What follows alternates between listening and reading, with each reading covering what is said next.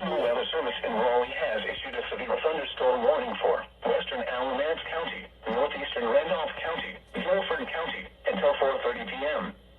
At 3:49 p.m., severe thunderstorms were located along a line extending from 9 miles south of Bethany to near Greensboro to 6 miles northwest of Randleman, moving northeast at 60 miles per hour. Hazard, 60 miles per hour wind gusts.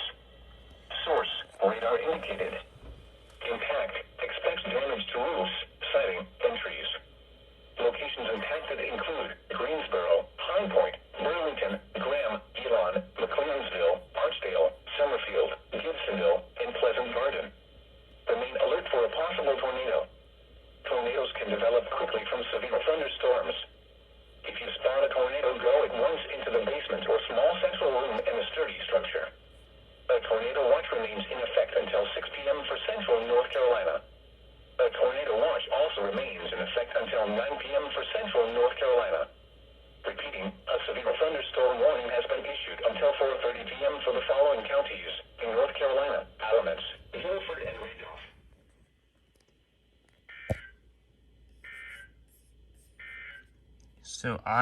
So this is where it's at right now.